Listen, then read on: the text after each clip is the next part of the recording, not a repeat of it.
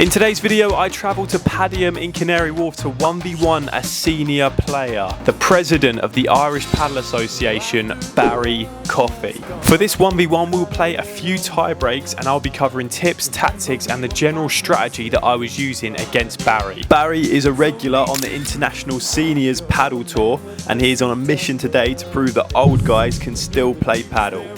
Let's meet him. Hi, my name is Barry Coffey. I'm president of the Irish Padel Association. Today I'm here to show you that older men can play padel, older women too. So if you're coming from football or another sport and you think, wow, I'm too old for anything, you know, come play padel. Look, I'm 63 and I'm still traveling around the world playing padel tournaments, having a great time.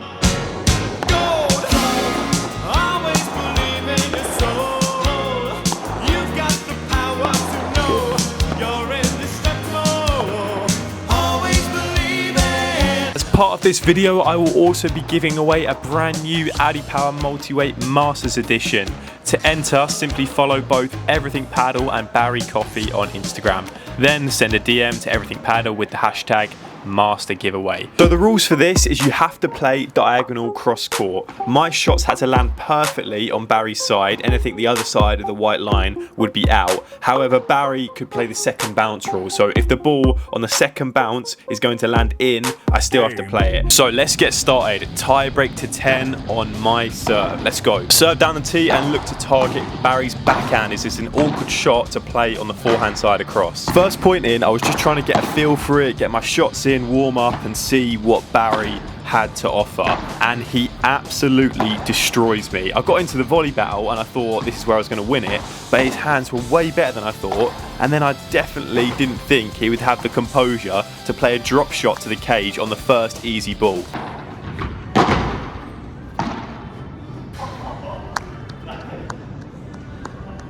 And then Barry on the second point goes for his serve and he aces me. I don't really know what I was doing, but I think I just wasn't expecting it, to be honest.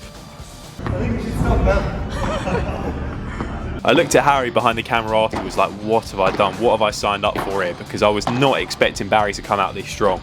I 100% underestimated Barry, so I just tried to move him around as much as possible on the next point and hope the mistake would come. Started to up the tempo a little bit now and added a bit more spin on the bandejas and volleys to make it trickier for Barry to defend off the back glass. He's much stronger at the net position, so I learned I just got to keep him right at the back of the court. This next point you can see is classic lazy play from me. This is one of my worst habits. It's retrieving a bandeja and then not recovering the net quickly enough. I get punished as I let the ball bounce because I'm not in quick enough, and then it hits the cage and I lose. If I'm there quick and volley that, then I potentially win the point. One thing I noticed early on was that Barry's preparation was actually hurting his backhand ground stroke and volley. He prepares with his racket up on the forehand side, which means if the ball comes quick to his backhand low, he would be late to react and more likely to make a mistake, as you can see in these 2 points here. The first match point for me with the score at 9-6. Barry plays an unreal backhand boast Chiquita, which nearly wins the point for him, and he managed to push the net from it, but my hands saved me. I get the easy ball and get the W.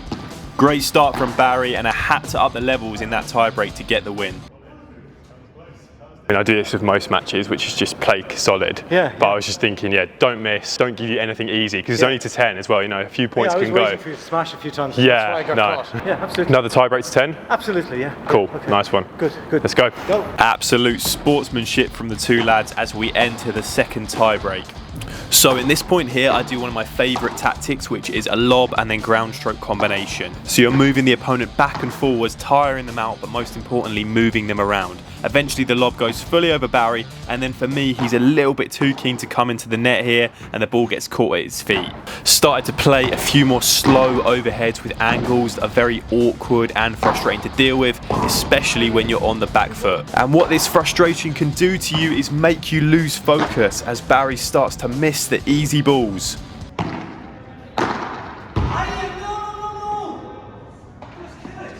I repeat the exact same strategy again in this rally, just controlling the point with slow, controlled overheads. It's exactly what the Team GB players do to me, not allowing Barry to do anything and causing frustration.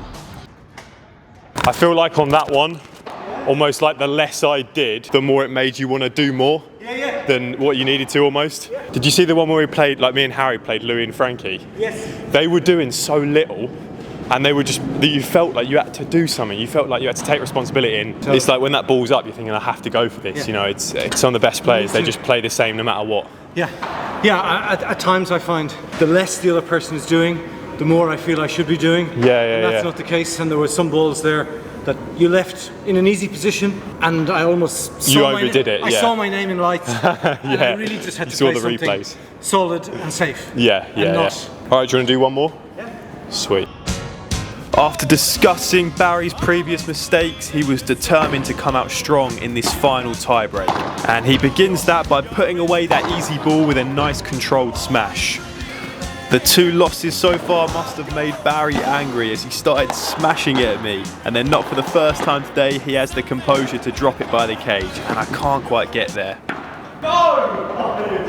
This is such a good mix-up when the smash isn't working, and even if I did get that ball, I'm now way out of position. Barry was absolutely loving these cage shots and I was absolutely hating them. Copy this attacking combination of serve down the tee and then volley to the cage. It works at all levels. Literally moments later, Barry does it again. He must have spent the previous 62 years of his life practicing this shot.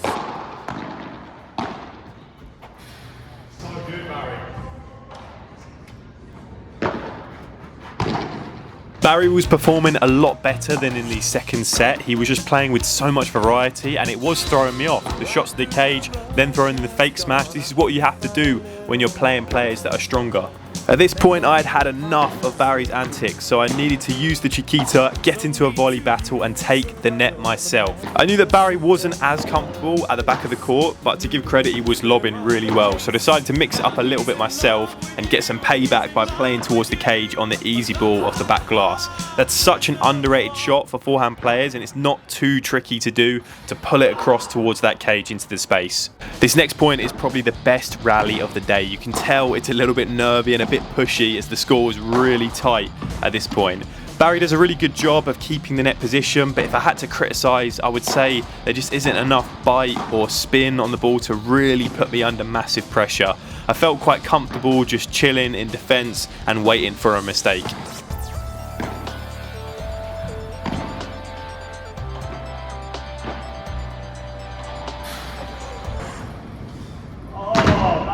But just when you thought Barry was finished, he leaps across the court like prime Juan LeBron and plays a no-look backhand volley past me, proving to all the veterans out there that anything is possible. This man is not going to the retirement home after this, he's headed to the World Padel Tour.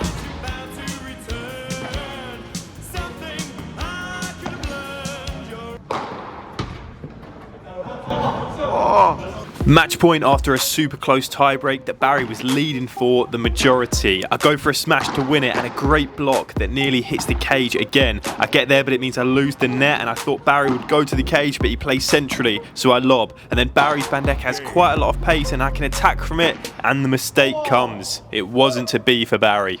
He did well. He did really good. Like, that last one was close. Really solid and consistent. I think just the last couple points he went for too much. Okay, that was really good fun. Really tough.